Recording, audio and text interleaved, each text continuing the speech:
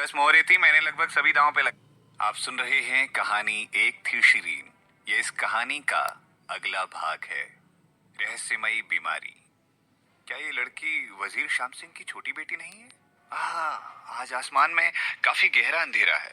मैं उसका चेहरा स्पष्ट रूप से नहीं देख पा रहा हूँ, लेकिन दिख तो वो उसकी तरह रही है। उसके अलावा कोई अन्य बच्चा अंदर नहीं होना चाहिए, है ना? ये वही है। शिरीन बिटिया, ये फूल माला रखो, हम तुम्हारा समर्थन करते हैं। अरे ओ भाई, बंद करो ये सब। आप उसका समर्थन कर रहे हैं, लेकिन आपने संत जयराम जी पर अपना दांव लगा रखा है। आपको अपना दांव बदल लेना चाहिए अगर आप इसका समर्थन कर रहे हैं तो। मैं अपने दांव का पछतावा नहीं कर रहा हूँ। संत जयराम जी पर अपना दांव लगाने के बावजूद मेरा दिल शिरीन बिटिया को समर्थन देने को कह रहा है। आप दोनों ही ईमानदार और दयालु नहीं है। मैंने अपनी शर्त शिरीन बेटी पर लगा दी है और ये असली समर्थन होता है। शिरीन बेटी, आपको जीतना होगा। मेरे पास चांदी की 10 मोहरें थी, मैंने लगभग सभी दांव पे लगा दी हैं। ये मेरे घर का साल भर का वेतन है। लोगों का बहुत ज्यादा शोर था और कुटिया के बाहर की गतिविधि अंदर साफ सुनाई दे रही थी। लोग एक बेकार व्यक्ति के तमाशे को एक अच्छा मौका बनाकर फिर से पैसा कमाने का आनंद लेते दिख रहे थे। वैसे भी शिरीन कोई साधारण बेकार व्यक्ति नहीं थी। बाहर से शोर अंदर सुनाई दे रहा था। शिरीन के होंठ मुड़े हुए थे और उसने कुछ नहीं कहा, लेकिन उसने अपने हाथों से चिंता मत करो का इशारा कर दिया। वो इशारा देखते ही तुरंत बाहर खड़े लोग इसके लिए खुश हो गए। शुरुआत में शिरीन इन सबको शांत रखना चाहती थी, लेकिन अब उसने दूसरे रास्ते की ओर रुख कर लिया था। इसीलिए उसने दिन के अंत तक अलग अलग किस्म का घमंड रखने का फैसला किया। संत जयराम जी गुस्से से अपने दांतों को कुतर रहे थे और मुस्कुरा रहे थे। उन्होंने मुस्कुराते हुए शिरीन को कहा, तुम्हारे जैसे छोटे बच्चों को हमेशा नजर में रहना एक आनंद लगता है, क्यों, है ना? मैं तुम्हें चेतावनी देता हूँ कि जब तुम बाद में हारोगी तो तुम्हारी जीभ काट दी जाएगी। शिरीन ने संत जी की ओर देखा और उन्हें केवल 3 शब्दों के साथ फटकार लगाई। अच्छा, सच में? उसके स्वर उदासीन और तिरस्कारपूर्ण थे। संत जयराम जी चुप हो गए। उन्हें लग रहा था कि उनका मजाक उड़ाया जा रहा है। वो हारने वाले नहीं थे। वो एक मौर्य संत हैं। इस छोटी सी बदसूरत लड़की से वो हारने वाले नहीं हैं, जिसके कान पीछे से अभी भी गीले थे। जुड़वा भाइयों की जोड़ी लगभग 14 से 15 साल की थी। उनके चौड़े होठ, सफेद दांत थे और वो दिखने में काफी अच्छे थे, लेकिन उन दोनों की जोड़ी उस समय बहुत ही कमजोर लग रही थी। उन्हें अपने हर कदम पर सांस के लिए हाँफना पड़ रहा था। वो इतने कमजोर थे कि सबको लग रहा था कि वो गिर जाएंगे। उनके साथ जो व्यक्ति आया था वो उनके पिता थे, जो अदालत के तीसरे अधिकारी थे। अदालत के इस अधिकारी ने अपने 2 बच्चों को कुटिया में ले जाने की कोशिश करते हुए काफी भीड़ को देखा। हालांकि वो अपने नौकरों के समर्थन से मुक्त होने के बाद बमुश्किल खड़े हो पा रहे थे। अंत में उन्होंने घुटने टेक दिए, लेकिन वो बिल्कुल भी खड़े नहीं हो सके और इस तरह वो 3 बार घुटने टेकने और 9 प्रमाणों की औपचारिकता को भी नहीं निभा सके। बादशाह ने अपना हाथ हिलाया और कहा, किशोरीलाल जी, आपके बेटे तो बहुत गंभीर रूप से बीमार लग रहे हैं। रहने दीजिए, उन्हें औपचारिकता निभाने की कोई जरूरत नहीं है। बस उठो और अपने पैरों पर खड़े हो जाओ। नौकर आगे आए और दोनों बच्चों को उनकी कुर्सी तक पहुंचाने में मदद की। किशोरीलाल जी, जहां तक मुझे याद आ रहा है, आपके 2 जवान बच्चे आमतौर पर बहुत सक्रिय रहते थे और उनकी युद्ध कला भी काफी अच्छी थी। इन्हें तो 1 महीना पहले ही खासी कबीले के शिष्यों के रूप में चुना गया था ना? अचानक से इन दोनों के साथ क्या हो गया? महामहिम, ये वास्तव में एक लंबी कहानी है। किशोरीलाल शायद अपने 2 बेटों के लिए बहुत चिंतित था और लड़खड़ाती आवाज के साथ उसने संक्षेप में बताया कि उसके दोनों बेटों के साथ क्या हुआ था। ये पता चला कि इन 2 बच्चों को खासी कबीले द्वारा चुने जाने के बाद वो इतने खुश थे कि वो परिवार को बिना बताए अंधेरे जंगल में एक साहसिक कार्य करने चले गए थे। फिर वो दोनों वहां से भागने में कामयाब तो हो गए, लेकिन उन्हें ये करने में 3 दिन और 3 रातें लग गई। और अफसोस की बात यह कि वो धीरे धीरे गूंगे होते जा रहे हैं और उनकी वापसी के बाद वो हर रोज कमजोर से कमजोर होते जा रहे हैं। उन्होंने कई चिकित्सकों से सलाह ली, लेकिन उनमें से कोई भी बीमारी के कारण की पहचान नहीं कर सका। बादशाह ने अपने शाही चिकित्सक की ओर देखा और पूछा, क्या तुमने उन्हें देखा है? तुम्हें क्या लगता है? शाही चिकित्सक ने सम्मान के साथ झुकते हुए जवाब दिया, महामहिम, हम इन दोनों बच्चों को देख रहे हैं, लेकिन हम इसमें असहाय होने के लिए क्षमा चाहते हैं। हम वास्तव में उनकी बीमारी के कारण की पहचान नहीं कर पा रहे हैं, सिवाय इस बात के कि इन दोनों बच्चों की कमजोर धड़कन है। बाकी सब कुछ सामान्य लग रहा है, लेकिन सभी आवश्यक दवाओं का सेवन करने के बाद भी इनका शरीर कमजोर होता जा रहा है। ये वास्तव में एक अजीब बीमारी थी। दुर्भाग्य से दोनों बच्चे अब गूंगे हो गए थे और एक भी शब्द नहीं बोल सकते थे। वास्तव में दोनों बच्चे साक्षर थे। लेकिन उनके हाथ कांप रहे थे और ये चीज उन्हें एक भी शब्द लिखने में सक्षम नहीं होने दे रही थी। इसीलिए कोई भी उनसे ये नहीं पूछ सकता था कि अंधेरे जंगल में उनके साथ वास्तव में क्या हुआ था। अंधेरा जंगल भीमपुर राज्य का एक प्रसिद्ध निषिद्ध क्षेत्र था। जंगल के बारे में अफवाहें थी कि इसमें कई मानव खाने वाले राक्षसी जानवर थे और एक भ्रामक कीचड़ था जिसमें आप एक बार गिरने के बाद नहीं बच सकते हैं। इसीलिए लोग आमतौर पर इस जंगल में आने की हिम्मत नहीं करते थे। इसीलिए उन्होंने कभी उम्मीद नहीं की थी कि दोनों मासूम बच्चे जंगल में घुस जाएंगे। सम्राट ने शीरीन और संत जयराम जी की तरफ अपनी आशा भरी निगाह डाली और कहा, क्या आप दोनों इनकी बीमारी के लक्षणों की पहचान कर सकते हैं? संत जी ने दोनों बच्चों को देखा और कहा, आप दोनों में से कौन सा एक बच्चा मुझसे निदान करवाने के लिए तैयार है? दोनों बच्चों की आंखें चमक उठी, लेकिन वो बात नहीं कर सकते थे, इसीलिए उन्होंने अपने सर को एक साथ हिलाया। संत जी की आंखों में गर्व की भावना उठी। फिर उन्होंने धीरे से कहा, लेकिन मैं केवल आप में से एक ही को ठीक कर सकता हूँ, क्योंकि दूसरे बच्चे को वजीर श्याम सिंह के परिवार की छोटी बेटी ठीक करेगी। उसने अपनी पतली और लंबी उंगली से शीरीन की ओर इशारा किया। दोनों बच्चों की आंखों में दहशत फूट पड़ी। संत जयराम जी मुस्कुराए और कहा, आप में से कौन इस लड़की द्वारा जांचा जाने को तैयार है? मगर ये याद रखिएगा, वो शायद आपकी बीमारी को सरासर किस्मत से ठीक भी कर ले। दोनों बच्चे तेजी से ना में अपना सर हिला रहे थे। लोग भी चाहते थे कि संत जयराम जी उन दोनों का इलाज करें। संत जयराम जी ने आखिरकार अपनी प्रतिष्ठा वापस पा ली थी। उन्होंने शीरीन पर एक नजर डाली और कहा, ऐसा लगता है कि ये बच्चे इस छोटी बच्ची पर भरोसा नहीं कर सकते, लेकिन वो मुझे बहुत मुश्किल स्थिति में डाल रहे हैं, क्योंकि मैं केवल एक ही बच्चे को ठीक कर सकता हूँ। किशोरी लाल खुद को रोक न सका और कहा, संत जी, अगर आप मेरे बच्चों में से एक को बचा सकते हैं तो कृपया दया कीजिए और दूसरे बच्चे को बचाने के लिए शर्त जीतने के बाद इलाज कर लीजिएगा उसका। संत जयराम जी ने अपने होठों को शुद्ध किया और कहा, यह कोई रास्ता नहीं, मैं केवल एक बच्चे को बचा सकता हूँ। किशोरी लाल, क्योंकि तुम उनके पिता हो, तुम उनमें से एक को चुनने में मेरी मदद कर सकते हो। किशोरी लाल अपने दोनों बेटों को देख रहा था और निर्णय लेने के लिए संघर्ष कर रहा था। अंत में उसने निर्धारित किया और अपनी उंगली की ओर इशारा किया और कहा, संत जी, कृपया तेजस्वी को बचा लीजिए। वो अपने छोटे बेटे तेजस्वी कुमार की ओर इशारा कर रहा था, क्योंकि उसके छोटे बेटे की आत्मा की शक्ति उसके बड़े भाई शिव कुमार से थोड़ी अधिक थी। तेजस्वी की आंखें चमक उठी, जबकि शिव कुमार की आंखों में मायूसी दिख रही थी। शीरीन के चेहरे पर कोई शर्मिंदगी देखने की उम्मीद से संत जयराम जी ने एक बार फिर से शीरीन पर नजर डाली, लेकिन उसके हाथ निराशा ही लगी। शीरीन वहां खड़ी होकर शांति से उन्हें देख रही थी और उसके छोटे मुंह ने भी एक धुंधली सी मुस्कान दिखाई। वो भी दोनों बच्चों की अभिव्यक्ति को पहचानने की कोशिश में आंख बंद करके खड़ी थी। संत जयराम जी को थोड़ा निराशा हुई, लेकिन वो अपने दिल में काफी खुशी महसूस कर रहे थे। इन दोनों बच्चों के लक्षण अजीब थे, लेकिन वो पहले से भी इस तरह के मामलों को देखने के लिए भाग्यशाली रह चुके थे और उन्होंने बड़े संत जी को भी इस बीमारी का इलाज करते हुए देखा था। उन्हें मालूम था कि उनके गुरु ने अपने रोगियों का इलाज कैसे किया था।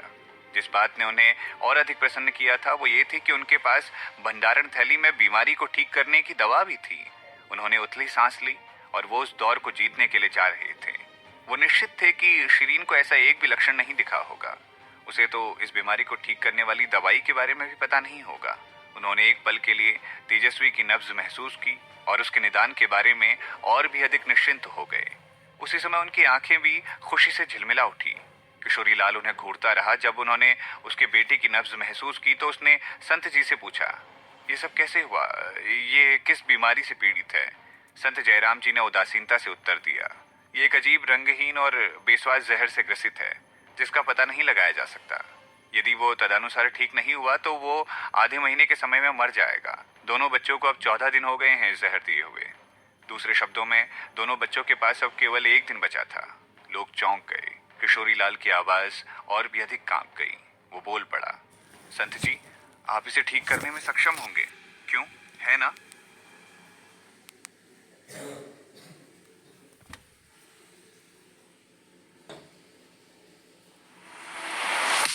Turned up, I'm so excited. Take a sip of the style, don't bite it. Move to the. आप सुन रहे हैं कहानी एक थी शीरीन। ये इस कहानी का अगला भाग है। ये तो चमत्कार है। संत जयराम जी ने शीरीन पर एक और कटाक्ष किया और उनके होठ एक धुंधली मुस्कान लिए मुड़ गए। उन्होंने कहा, शीरीन बिटिया को इन बच्चों की नब्ज महसूस करनी चाहिए थी, तो तुम इस बारे में क्या कहते हो? क्या तुम ये जानती हो कि उनके शरीर में किस प्रकार का जहर है? वो शिरीन को उनकी नकल करने और उनकी शोहरत चोरी करने से रोकने के लिए खुद से जहर के नाम का उल्लेख नहीं करना चाहते थे। ये जहर बहुत दुर्लभ और अजीब था, इसीलिए उन्हें पूरा विश्वास था कि शिरीन केवल एक छोटी बच्ची है और वो इस प्रकार के जहर के बारे में कुछ भी जानती नहीं होगी। लोगों ने अपना ध्यान शिरीन पर स्थानांतरित कर दिया और शिरीन को अपनी अंगूठी के साथ खेलते हुए देखा। शिरीन ने मुस्कुराते हुए जवाब दिया, संत जी, आप पहले उपचार शुरू कर सकते हैं, फिर हम जहर के बारे में भी बात कर लेंगे। संत जयराम जी ने मुस्कुराते हुए कहा, तुम मुझसे मेरा उपचार करने का तरीका सीखना चाहती हो ना? शिरीन के होठ कोनों पर मुड़े हुए थे। वो मुस्कुराते हुए बोली, चिंता मत कीजिए संत जी, जिस तरह से मैं इन्हें ठीक करने वाली हूँ वो निश्चित रूप से आपके तरीके से अलग है। संत जयराम जी ने तुरंत कहा, तुम्हें जो भी करना है या जो भी कहना है कह लो। अगर तुमने कोशिश की तो तुम सीख नहीं पाओगी, और मैं वादा करता हूँ कि मैं अपनी दवा के साथ इस बीमारी को ठीक कर सकता हूँ। ये सब बोलते हुए संत जी ने एक छोटी सी बोतल निकाली, एक बैंगनी रंग की गोली निकाली और उसे तेजस्वी को खिला दिया। फिर उसने उसे परिवहन और दवा को बदलने में मदद करने के लिए युवा की पीठ पर अपनी हथेलियों से अभ्यास करना शुरू कर दिया। लगभग 1 घंटे बाद तेजस्वी के चेहरे पर पीलापन छा गया, जो सुधार का संकेत था। संत जयराम जी रुक गए और गर्व से कहा, लो, हो गया इलाज। इसे 3 दिन आराम करने को कहो और कुछ दवाएं दो, एक हल्का आहार दो और ये पूरी तरह से ठीक हो जाएगा। ऐसा लग रहा था वो संत वास्तव में अपने चिकित्सा कौशल में अच्छे थे। उस बच्चे को लगभग तुरंत ही राहत मिलती हुई दिखी। लोग संत की प्रशंसा कर रहे थे। किशोरी लाल ने राहत की सांस ली, लेकिन वो अभी भी अपने दूसरे बेटे को लेकर काफी चिंतित था और खुद की मदद नहीं कर पाया और शिरीन की ओर रहम वाली नजरों से देखने लगा। उसने पाया कि शिरीन शिव कुमार से बातें कर रही थी और अभी तक उसने उसका इलाज शुरू नहीं किया था। बेशक शिरीन ही थी जो उससे सवाल पूछ रही थी और शिव कुमार जवाब में सिर्फ सर हिला रहा था या फिर आंखों से इशारा कर रहा था, क्योंकि वो अभी भी गूंगा था। किशोरी लाल हैरान था और खुद को शिरीन से आग्रह करने से रोक नहीं पाया। शिरीन बिटिया, क्या अब आपको इसका इलाज शुरू नहीं कर देना चाहिए? संत जी ने तेजस्वी का उपचार खत्म कर दिया है और अब उसकी हालत भी बेहतर हो रही है। अचानक उसने एक आवाज सुनी। किशोरी लाल ने तुरंत अपना सर घुमाया और उसने जो देखा उसे देखकर वो चौंक गया। उसके युवा बेटे का चेहरा जो बेहतर होना चाहिए था वो लाल हो गया था। वो खून की उल्टी कर रहा था और उसके पैरों के नीचे एक नीला सुराग था जहां उसने खून की उल्टी कर दी थी। यदि उसकी ओर 2 सेवक समय पर उसे सहारा नहीं देते तो वो कुर्सी से गिर जाता। क्या हो रहा है? अभी अभी क्या हुआ? किशोरी लाल घबरा गया और सभी लोग चौंक गए। संत जयराम जी भी हैरान थे। वो जल्दी से तेजस्वी की नब्ज महसूस करने के लिए आगे बढ़े और उनका चेहरा पीला पड़ गया। उनके पास कुछ भी कहने के लिए समय नहीं था। इसके बजाय उन्होंने अपनी उंगलियों से तेजस्वी के शरीर पर कुछ जोर बिंदुओं पर मारा। हालांकि उन्होंने जो किया वो स्पष्ट रूप से अप्रभावी था और वो तेजस्वी की खून की उल्टी रोकने में नाकाम हो रहे थे। कुछ समय के बाद तेजस्वी बिल्कुल एक मृत लाश की तरह पीला पड़ गया था। उसे कांपते हुए नौकरों द्वारा कुर्सी पर आराम से बिठाया गया। ऐसा लग रहा था कि वो अब दम तोड़ ही देगा। संत जयराम जी ने आखिरकार उसे बचाना बंद कर दिया। संत जी, अब आगे क्या होगा? किशोरी लाल की आवाज कांप रही थी। संत जयराम का चेहरा पीला पड़ गया और वो बोले, आप यहाँ इसे बहुत देर से लाए हैं। हालांकि मैंने सही तरीके का इस्तेमाल किया है, लेकिन जहर इसके दिल तक पहुंच चुका है। मैंने अपना सर्वश्रेष्ठ प्रदर्शन किया है। दूसरे शब्दों में, तेजस्वी पहले से ही लाइलाज था और किशोरी लाल अब ठीक से खड़ा भी नहीं हो पा रहा था। आंसुओं से घिरा किशोरी लाल अपने बेटे तेजस्वी की ओर देख रहा था। उसे देखकर वो लड़खड़ाती आवाज में बोला, तेजस्वी, यदि आप चाहते हैं कि वो मर जाए तो आगे बढ़िए और उसे गले लगा लीजिए।